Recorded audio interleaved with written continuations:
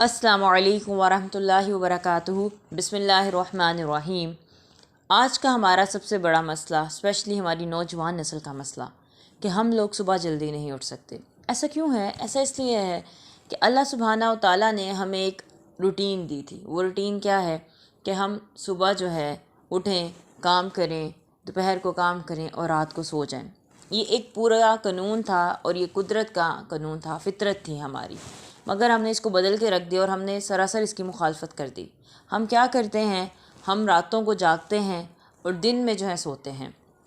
آپ کو پتہ ہے کہ سورہ نبا کی آیت نمبر 9 سے 11 تک اگر آپ دیکھیں، وَجَعَلْنَا نَوْمَكُمْ سُبَاتًا، کہ اللہ کہتے ہیں کہ ہم نے بنا دیا تمہارے لیے نیند کو آرام کا ذریعہ، کیونکہ نیند بھی اللہ کی ایک بہت بڑی نعمت ہے، اور جن کو نہیں آتی آپ ان سے پوچھیں کہ اس کے کتنے مسائل ہیں اور وہ کس قدر تکلیف سے گزرتے ہیں۔ تو جو اللہ نے سکون رکھا ہے نا، وہ رات کی نیند میں رکھا ہے۔ جیسے رات کو کہا بھی گیا وَجَعَلْنَا اللَّيْلَ لِبَاسًا، کہ جو رات ہے وہ ڈھانپنے والی ہے، اور آپ کو دیکھتے ہیں کہ رات کو اندھیرا ہو جاتا ہے، ہر چیز کو وہ ڈھانپ لیتی ہے، سیاہی ہو جاتی ہے، تو ظاہر بات ہے وہ ایک سکون کا ذریعہ ہے، ایک آرام کا ذریعہ ہے، کوئی چیز خلل نہیں ہوتی، وہ کوئی روشنی نہیں ہوتی جو انسان کے لیے تکلیف کا باعث ہو۔ تو رات کو اللہ نے ہمارے لیے سکون کا ذریعہ رکھ دیا ہے، مگر ہم مخالفت کرتے ہیں، ہم راتوں کو جاگتے ہیں۔ اس کے بعد اللہ کہتے ہیں وَجَعَلْنَا النَّهَارَ مَعَاشًا، کہ جو دن ہے وہ تمہارے لیے معاش ہے، یعنی اس میں معاش تلاش کرو، وہ تمہارے کام کا ہے، دن میں کام کرو اور رات کو سو۔ اور ہم کیا کرتے ہیں؟ دن میں سوتے ہیں۔ اسی لیے ہماری روٹین میں بھی برکت نہیں ہے۔ آپ کو پتہ ہے کہ نبی کریم صلی اللہ علیہ وسلم کے فرمان کے مطابق کہ میری امت کی صبح میں جو ہے برکت ہے، تو ہم اس برکت سے بھی خود کو محروم کر دیتے ہیں، اور پھر ہمیں جو مسائل ہوتے ہیں وہ الگ بات ہے۔ آپ کو پتہ ہے کہ انسان جب اپنے نفع اور نقصان کو نہیں سوچتا نا، تبھی پھر اس کی روٹین جانوروں جیسی ہوتی ہے۔ اگر آپ نفع اور نقصان کو لے لیں، فار ایگزامپل آپ راتوں کو لیٹ سوتے ہیں اور صبح آپ لیٹ اٹھتے ہیں، آپ 12 بجے اٹھ رہے ہیں، 11 بجے اٹھ رہے ہیں، آپ کیا کیا لاس کرتے ہیں؟ اور اس کے برعکس جو انسان صبح جلدی اٹھتا ہے وہ کیا کیا نفع لیتا ہے؟ آپ اس کا ہی موازنہ شروع کر دیں تو آپ کو بہت کچھ سمجھ آ جائے گی۔ جیسے اگر آپ صبح اٹھیں ہیں، ٹائم پر اٹھیں ہیں، اگر ویسے تو تہجد سے آغاز کریں تو بہتر ہے، مگر ظاہری بات ہے کہ اب ہم اتنے ایمان کے ہائی لیول پر نہیں ہیں، تو کم از کم ہمیں اپنے فرائض کو سب سے پہلے رکھنا ہے جو کہ ضروری ہیں اور جن کا ہم نے جواب بھی دینا ہے۔ تو ظاہری بات ہے پھر ہمارا آغاز جو ہے وہ فجر سے ہونا چاہیے۔ اگر آپ فجر پہ اٹھتے ہیں، آپ نماز پڑھتے ہیں، الحمدللہ، ٹھیک ہے، تو آپ بڑے خوش قسمت انسان ہیں، آپ نے بہت کچھ گین کر لیا ہے، ٹھیک ہے، آپ نے خیر سمیٹ لی ہے، خیر کثیر۔ آپ فجر کے لیے اٹھے، تلاوت قرآن پاک کی، اس کے بعد اچھا تلاوت قرآن پاک کا اس وقت بڑا ثواب ہے، ٹھیک ہے، آپ نے صبح صبح خود کو منور کر لیا، اپنے دل کو روشن کر لیا، خود کو تسلی دے دی، خود کو صبح صبح ہی آپ نے سپورٹ دے دی، ٹھیک ہے، دل کی صفائی ہونا شروع ہو گئی آپ کی۔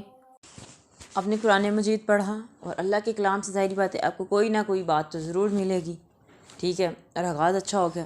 اس کے بعد اذکار آپ کی سب سے بڑی پروٹیکشن ہے، آپ کو بچاتے ہیں ہر چیز سے۔ تو جب آپ اتنی پروٹیکشن لے لیں گے نماز، قرآن، اذکار سے، تو ظاہری بات ہے آپ ایک حفاظتی دائرے میں بھی آ گئے۔ اللہ کی پناہ سے بڑی پناہ کس کی ہو سکتی ہے نا؟ اللہ کی حفاظت سے بڑی حفاظت کس کی ہو سکتی ہے؟ ٹھیک ہے، تو اس کے بعد آپ واک کر سکتے ہیں، ایکسرسائز کر سکتے ہیں۔ اچھا، وہ کلاس بھی نہیں ہے کہ آپ باہر جائیں، آپ اپنے گھر میں بھی کر سکتے ہیں، اپنی چھت پر جا سکتے ہیں، اگر آپ کے گھر سے منسلک کوئی کچھ بھی ہے، کوریڈور وغیرہ کچھ بھی ہے، آپ اس میں وہاں کر سکتے ہیں۔ ایکسرسائز اپنے کمرے میں بھی کر سکتے ہیں، ٹھیک ہے، آپ فٹ محسوس کریں گے، ٹھیک ہے۔ اس کے بعد اگر آپ نے کچھ پڑھنا ہے، کچھ کرنا ہے، آپ کی کوئی ہابی ہے، آپ کچھ ریڈ کرنا چاہتے ہیں یا کچھ بنانا چاہتے ہیں، آپ بنائیں۔ اس کے بعد آپ ناشتہ کر لیں، ٹھیک ہے۔ ناشتہ کیا ہوتا ہے؟ لازمی بات نہیں ہے آپ کوئی اعلیٰ قسم کا ناشتہ کریں، جو آپ کو اچھا لگتا ہے آپ اس کو لیا، آپ وہ کر لیں، آپ اچھا محسوس کریں گے، ٹھیک ہے۔ آپ کھجور کا بھی استعمال کر سکتے ہیں۔ آپ نے اپنا آغاز اچھا کیا، اس کے بعد آپ اپنے دن کا کام شروع کر دیں گے، آپ تحمل کے ساتھ کریں گے، اور ظاہر بات ہے جب آپ صبح اٹھے ہوں گے تو پھر آپ کو رات بھی نیند جلدی آئے گی، ہم الو نہیں بنیں گے اور جو رات کی نیند ہے اس کا سکون ایک الگ ہے، اور اب بیماریوں سے بھی بچیں گے جب آپ اپنا اتنا خاص خیال رکھ رہے ہوں گے۔ یعنی آپ جو جسمانی، روحانی طور پر خود کو محفوظ کر رہے ہوں گے اور جذباتی طور پر بھی، کیونکہ آپ کے جذبات جو ہیں وہ منسلک ہوتے ہیں آپ کی روحانی کیفیت سے۔ اگر آپ روحانی طور پہ اسٹرانگ ہیں تو آپ جذباتی طور پر بھی اسٹرانگ ہو جائیں گے، کیونکہ تسبیح بھی آپ کو اسٹرانگ کرتی ہے۔ جیسے میں نے آپ کو پہلے بھی بتایا تھا، ڈپریشن میں اگر آپ ہیں تو آپ تسبیح کرتے ہیں تو آپ کو سکون محسوس ہوتا ہے۔ ہمیں جیسے دعا بھی سکھائی گئی نا، اللہ اللہ ربی لا اشرک بہ شیئا، کہ جب آپ اس کیفیت میں ہیں جو بڑی تکلیف دہ ہے تو یہ آپ کو سکون دیتی ہے نا، پریشانی کے عالم میں، بے چینی کے عالم میں۔ اس کے بعد کیا ہوگا کہ اپنے کام شروع کریں گے تو ایک اچھی روٹین ہو جائے گی۔ اب اس کے برعکس آپ دیکھتے ہیں، آپ صبح اٹھی 11-12 بج رہے ہیں اور افراتفری کر رہے ہیں، بھاگ دوڑ کر رہے ہیں، اور چلیں آپ آفس ٹائم پہ اٹھتے ہیں تو آپ کیا اٹھے، فوراً سے اٹھے، بس ناشتہ کیا اور بھاگ کے۔ آپ کو اپنی سیلف کے لیے بھی ٹائم نہیں ملا، اپنی ذات کے لیے بھی وقت نہیں ملا، آپ اس سے کوئی بات نہیں کر سکے، آپ خود کے لیے کوئی ایکٹیویٹی نہیں کر سکے۔ اگر آپ ایک مدر ہیں اور آپ اس ٹائم پہ اٹھ رہے ہیں تو فوراً سے بچوں کے لیے لگ گئی، گھر کے لیے لگ گئے، ٹھیک ہے۔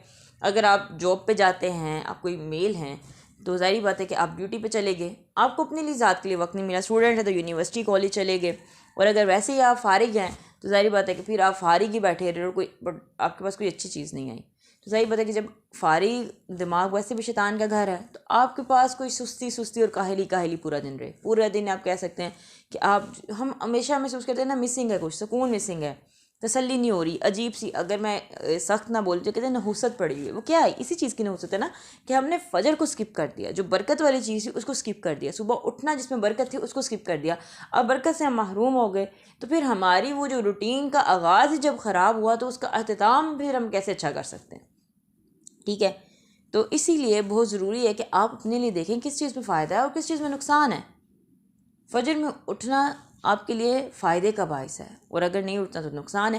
میرے لیے جو چیز ہمیشہ ایسے بنتی تھی کہ جس کو میں سمجھ سکوں کہ میں فوراً اٹھ سکتی ہوں، جو چیز جو ہے ہمت دیتی تھی، وہ تھی سورہ سجدہ کی آیت تتجافی جنوبہم عن المضاجع، مطلب کہ جو ہے ان کے پہلو جو ہے بستر سے الگ ہو جاتے ہیں فوراً سے۔ مضاجع جیسے بستر ہوتا ہے نا، کہ جیسے ہی انہیں ملتا کہ اللہ کے لیے ٹائم شروع ہو گیا تو فوراً سے اٹھ جانا ہے۔ اب پورا دن کسی نہ کسی کے لیے کچھ کر رہے ہوتے ہیں، اپنے گھر والوں کے لیے، باس کے لیے، اپنے لیے، اللہ کے لیے آپ کیا کر رہے ہیں؟ تو یہ لگتا تھا کہ فوراً اللہ کے لیے اٹھ جانا ہے، اللہ کے لیے اٹھنا ہے نا، اسی میں میری فائدہ ہے اور اسی میں ہمارے لیے بقا ہے۔ ویسے بھی اللہ کے نیک لوگ جو ہوتے ہیں وہ اللہ کو یاد رکھتے ہیں، اللہ سب سے پہلے ان کی ترجیح ہوتے ہیں، تو پھر ان کو فائدہ بھی ہوتا ہے، پھر وہ مینٹلی طور پہ بھی پرسکون رہتے ہیں، کیونکہ جس نے اللہ سے اپنا سکون منسلک کر دیا وہ پرسکون ہو گیا، اور جس نے اپنا سکون دوسری چیزوں سے منسلک کر دیا وہ پھر وہ فائدہ نہیں اٹھا سکے گا، وہ پرسکون نہیں ہو سکے گا۔